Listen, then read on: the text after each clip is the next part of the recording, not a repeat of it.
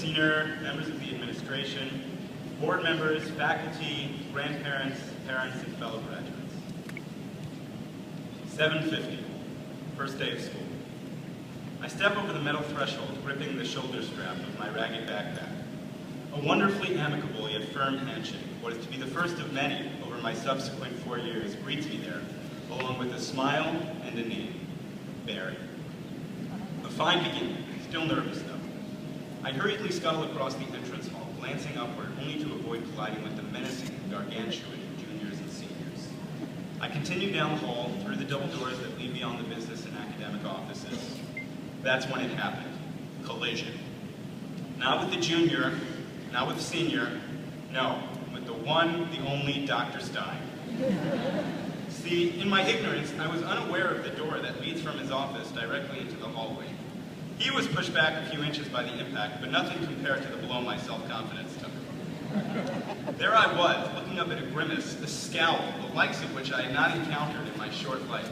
No words, just that hair-raising, blood-curdling facial contortion. I tried every formulation of I'm sorry I could recall in that moment of terror. Then I wandered off, keeping my head down as if he would bore a hole in my skull if I dare turn back. That was my first day. And then I thought, potentially my last day. And yet, I stand before you on this stage, preparing to graduate from the Frisch School with one of the most wonderful cohorts of people I have ever had the pleasure of meeting. So I think it's safe to say I'm in the clear. Nevertheless, I will take this final opportunity to apologize to you, Dr. Stein, for that incident that has been weighing down on me all these years. With that out of the way, I can proceed with my talk. In my freshman year, I was certainly a different person. One of the most distinctive features of freshman Akiva was his attire. Each and every day, nearly without exception, I would walk into school sporting a red fleece zip-up sweater. To demonstrate to you just how devoted I was to this red sweatshirt, on the night of Sharia, I chose to wear it over my t-shirt. So yes, pretty devoted. Which is why when I discovered that Holden Caulfield, the protagonist of Catcher in the Rye, would often don a red hunting cap, I immediately fell in love. I was so excited that when I got home, I ran to my desk and began reading the SparkNotes online summary. It was marvelous. It was insightful. It was perfect for passing the upcoming test. And as you are soon to discover, it would do just fine for a graduation speech. SparkNotes highlights 3 major themes in the book. Alienation as a form of self-protection, the phoniness of the adult world, and the painfulness of growing up. Tonight, I will focus on only the latter 2. On the phoniness of the adult world, SparkNotes provides the following insight. Phoniness is Holden's catch-all for describing the superficiality, hypocrisy, pretension, and shallowness that he encounters in the world around him. Phoniness for Holden stands as an emblem of everything that's wrong in the world around him and provides an excuse for him to withdraw into his cynical isolation. This is a sentiment that I think resonates with any 21st century individual.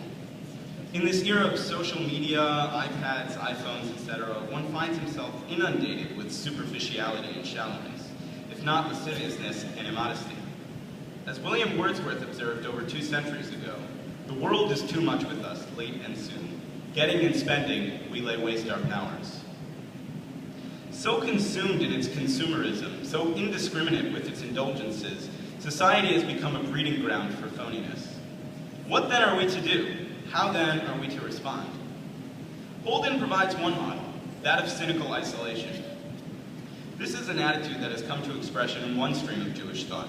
In the words of Saul Berman, it starts with the assumption that the 2 worlds of traditional religion and modernity are so radically opposed that the only way to safeguard the Orthodox worldview is to maximize separateness. In this Weltanschauung, the outside world is so polluted with superficiality and materialism, phoniness, so to speak, that it has become completely unconducive to spiritual life. As such, Judaism must become a cloistered endeavor. While this is certainly an answer to the above questions, it is not the only one. As modern Orthodox Jews, we must take a different stance in the face of the phoniness of the world. We must recognize that the world is not compromised by pervasive phoniness. There is still much the world has to offer, and we should engage it so that we may enhance and enlighten our Judaism. Modern Orthodoxy is not easy. It requires constant attentiveness to the maintenance of Jewish wholeness and the face of the distraction of material excess and pure self-gratification. It necessitates struggle, duality, dialectic, tension. It asks for commitment to an oftentimes complicated life. It is easy to be Holden Caulfield, to shrink into oneself. Not so to be modern Orthodox. But we must, in Shakespeare's words, head once more into the breach, dear friends, once more. For though the struggle is immense, the spoils are innumerable. Let's turn now to the second theme, the painfulness of growing up. A topic I imagine to be near and dear to the hearts of all those sitting upon this stage, myself included. Holden, as SparkNotes perceptively notes, is an unusual protagonist for a Bildungsroman, a coming-of-age narrative, because his central goal is to resist the process of maturity itself. In Holden, we might see something of ourselves. As we stand at the edge of the rye, graduating from the Frisch school, perhaps we don't wish to leap into the vast unknown. Perhaps we hope to be collected by the warm embrace of the catcher in the rye, letting us delay our departure for a little longer. Understandable, yet it is not to be.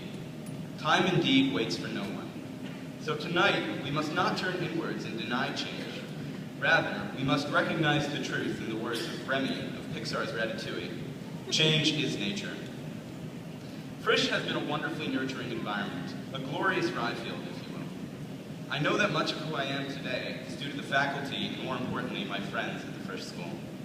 But the time has come for us to leave the rye and embark upon the journey of life together. I close with the words of Walt Whitman. Forever alive, forever forward. We go, we go. I know that we go, but I know not where we go. But I know that we go toward the best, toward something great.